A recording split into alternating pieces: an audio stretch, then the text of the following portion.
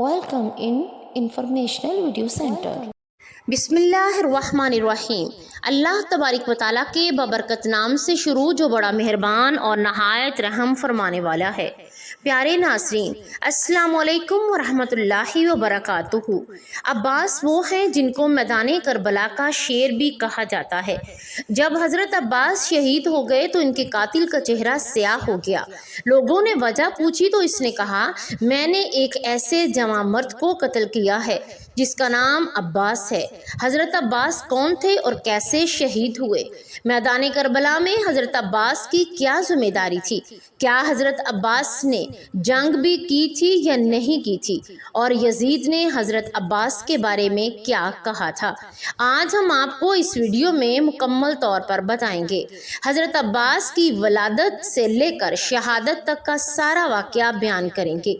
इसलिए इन तमाम तर सवालात के जवाबात जानने के लिए आप हमारी वीडियो को एंड तक लाजमी देखिएगा। और अगर आप इस तरह की इंफॉर्मेशनल वीडियो देखना चाहते हैं तो हमारे चैनल को सब्सक्राइब ज़रूर कीजिए और साथ में दिए गए बेल आइकन को भी प्रेस कर लीजिए ताकि आपके पास हर नई आने वाली वीडियो का नोटिफिकेशन पहुंचता रहे। हज़रत अब्बास बिन अली बिन इब्न तालिब शहादत के वक्त आपकी उम्र मुबारक 34 साल थी। चौथा साल अपने पदर बुजुर्गवार अपने अमीरुल मोमिनीन अली अलैहिस्सलाम के ज़ेरे साया, 9 साल अपने भाई इमाम हसन और 11 साल इमाम हुसैन अलैहिस्सलाम के ज़ेरे तरबियत गुजारे। आपकी वालदा मोहतरमा फ़ातिमा बिन्नत हज़ाम नस्ल बिन बनी कल्ब से, जिनकी कुनैयत उम्मुल बनीन है और जिनके साथ हज़रत अली अलैहिस्सलाम ने जनाब फ़ातिमा ज़हरा अलैहिस्सलाम पर के बाद जनाब अकील की पेशे नहाज से शादी की थी। जब इमाम अलैहिस्सलाम ने जनाब अकील से कहा था कि मैं चाहता हूँ कि एक ऐसे ख़ानदान की खातून से शादी करूँ जिससे एक दलेर और शुजा फर्जंद पैदा हो, जनाब अकील ने उम्मुल बनीन की पेश नहायत कर दी। इस शादी का समरा 4 बेटे और हज़रत जनाब अब्बास, अब्दुल्ला, जाफ़र और उस्मान हुए। हज़रत अब्बास 4 शबान को मदीना में पैदा हुए। जब आप पैदा हुए तो इमाम अली ने अपनी गोद में लिया और आपको अब्बास का नाम दिया और आपके कानों में अजान और अकामत पड़ी। फिर आपके बाजुओं को बोसा लिया और रोने लगे तो उम्मुल बनीन ने रोने की वजह दरियाफ्त की तो आपने फरमाया, तुम्हारे बेटे के दोनों बाजू हुसैन की मदद में तन से जुदा कर दिए जाएंगे और अल्लाह ताला इनके कटे हुए बाजुओं के बदले आखिरत में 2 पर अता फरमा देगा। हज़रत अब्बास ने अमीरुल मोमिनीन के चचेरे भाई अबैदुल्ला बिन अब्बास की बेटी बाबा से शादी कर दी और इससे 2 फर्जंद अबैदुल्ला और फजल पैदा हुए। बाज़ किताबों के मुताबिक जंगे सफ़ीन में हज़रत अब्बास इन अफराद में से थे जिन्होंने मालिक अश्तर की सपेश सालारी में फरात पर हमला किया और इमाम अली की फ़ौज के लिए पानी का बंदोबस्त किया। जंगे सफ़ैन में शाम के इब्न शाह साहिब और इसके 7 बेटों को हज़रत अब्बास के हाथों कत्ल होने का जिक्र भी हुआ है। शाम के लोग इब्न शाह साहिब को 1000 आदमी के बराबर समझते थे और आपकी मशहूर कुनैयत अबुल फजल है क्योंकि आपके फ़ज़ाइल की कसरत की वजह से आपको इस कुनैयत से जाना जाता है। आपका मशहूर लक़्ब कमर बनी हाशिम है क्योंकि हज़रत अब्बास नहायत नूरानी चेहरे के मालिक थे जो आपके कमालो जमाल की निशानियों में शुमार होता था। इसी बिना पर आपको कमर बिन हाशिम का लक़्ब दिया गया। जनाब अब्बास की बहुत सारी करामात शियों के यहाँ मशहूर हैं और आपसे मुतसिल होकर बीमारों की शिफा याबी और दीगर मुश्किलात को हल होने के बारे में मुतअद्दिद वाक़यात लोगों के दरमियान मशहूर हैं। यहाँ तक कि गैर शिया और गैर मुसलमान की भी हाजत रवाई करते हैं। شیعوں کے نزدیک ائمہ کی اولاد میں حضرت عباس بن علی کا مقام و مرتبہ بہت بلند ہے اور انہیں باب الحوائج سے جانتے ہیں اور ان سے متوسل ہوتے ہیں۔ امام حسین کے حرم کے قریب حضرت عباس کا حرم شیعہ زیارت گاہوں میں سے ایک اہم زیارت کا ہے۔ حضرت عباس سے متعلق جو رسومات ہیں ان میں پہلی علم نکالنا، امام حسین علیہ السلام کی آزادی میں جناب عباس کی یاد میں علم نکالا جاتا ہے، کیونکہ حضرت عباس امام حسین کے لشکر کے علم بردار تھے۔ اور دوسرے نمبر پر سکائی ہے، جسے کہ اردو میں سبیل کہا جاتا ہے۔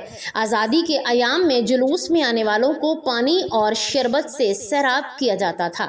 اور تیسرے نمبر پر حضرت عباس کی قسم کھانا، عباس کے نام کی قسم کھانا شیعہ اور بعض اہل سنت کے ہاں بھی موسوم ہے، یہاں تک کہ بعض نے نقل کیا ہے کہ بعض شیعہ اختلافات کو ختم کرنے کے لیے حضرت عباس کی قسم کھاتے اور بعض شیعہ اپنی قرارداد عہد و پیمان کو حضرت عباس کی قسم سے تضمین کرتے ہیں۔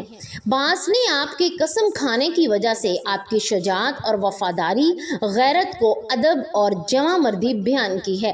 البتہ آپ کے نام قسم کھانا عراق کے بعض اہل سنت کے ہاں بھی بہت رائج کیا جاتا ہے کہ سابق وزیر دفاع عراق سے نقل کیا ہے کہ احمد حسن البکر عراق کا سابق صدر صدام اور بعض دیگر لوگ ایک عہد باندھنا چاہتے تھے اور اس عہد و پیمان کو مضبوط کرنے اور خیانت سے بچنے کے لیے قسم کھانے کو کہا، اور قسم کھانے کے لیے بعض نے ابو حنیفہ کے محلے دفن کی تجویز دی، لیکن آخرکار قسم کھانے کے لیے حضرت عباس کے حرم جا کر وہاں قسم کھانا طے ہوا۔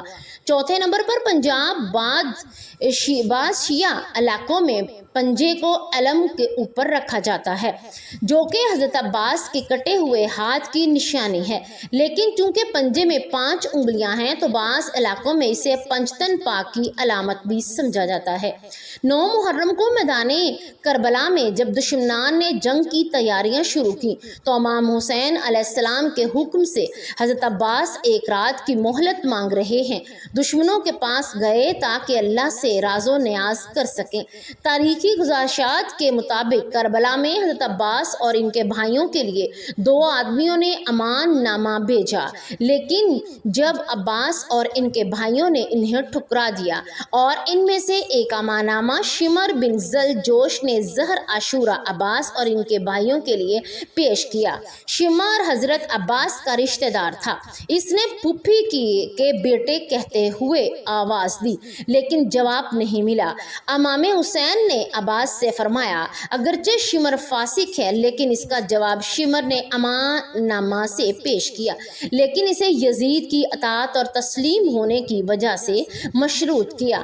حضرت عباس نے وہ اور اس کے امن نامے پر لعنت بیچتے ہوئے کہا، اے دشمن خدا، موت ہو تم پر، ہمیں کفر کی اور مجھے بھائی حسین کو چھوڑنے کی دعوت دے رہے ہو۔ حضرت عباس شہزاد میں اپنے والد محترم امام علی کا نمونہ تھے۔ روایت میں ہے کہ حضرت عباس کے قاتل کا چہرہ سیاہ ہو گیا تھا جو قبیلے بیندار ریزریب کا تھا، اور اس سے وجہ پوچھی گئی تو اس نے کہا کہ میں نے ایک ایسے جوان مرد کو قتل کیا ہے جس کی پیشانی پر سجدوں کا اثر چمک رہا تھا، اس کا نام عباس تھا۔ حضرت عباس کی والدہ محترمہ ام البنین اپنے ایک شعر میں حضرت عباس سے خطاب کرتی ہیں، اگر تلوار تیرے ہاتھ میں ہوتی تو کس کو تیرے قریب جانے کی جرت نہ ہوتی۔ روایت میں ہے کہ جس وقت شہدائے کربلا کے لوٹ کا مال یزید کے سامنے پیش کیا گیا، انہی میں سے ایک عظیم پرچم بھی تھا۔ یزید اور تمام حاضرین نے دیکھا کہ تمام پرچم میں سوراخ تھا اور جگہ جگہ سے پھٹا ہوا تھا، لیکن اس کا قبضہ صحیح سلامت کا۔ یزید نے پوچھا یہ علم کون اٹھائے ہوئے تھا؟ جواب ملا عباس بن علی اسے اٹھائے ہوئے تھے۔ یزید اس پرچم کے احترام میں تعجب سے 2 بار یا 3 بار اٹھا اور بیٹھا۔ اس کے بعد کہنے لگا، ذرا دیکھو کہ نیزوں اور تلواروں کے حملوں سے اس پر کوئی حصہ بھی اس کا خراب نہیں ہوا۔ یہ صحیح و سالم نہیں، کیا قبضہ محفوظ سے ہے جیسے کہ پرچم بردار اٹھائے ہوئے تھا۔ یعنی کہ قبضے کا سالم ہونا بتاتا ہے کہ علم بردار نے تیروں اور تلواروں کی بچھار کو اپنے ہاتھوں پر لیا، لیکن علم کو ہاتھ سے نہیں چھوڑا۔ اس کے بعد یزید نے کہا، مذمت اور لعن تم سے دور ہو اے عباس، یہ ہے وفاداری کا مفہوم جو ایک بھائی نے اپنے بھائی کے ساتھ بتا۔ دوستو، جب جنگ شروع تھی تو ایک بنی ہاشم کا سپاہی یزیدی فوج کے 10 سے 20 آدمیوں کے برابر تھا۔ جب انہوں نے دیکھا کہ ہماری فوج کا ایک آدمی بنی ہاشم کے ایک سپاہی کا مقابلہ نہیں کر سکتا تو ایک ساتھ ہی ایک کے مقابلے میں 10 سے 20 لوگ بھیجتے تھے۔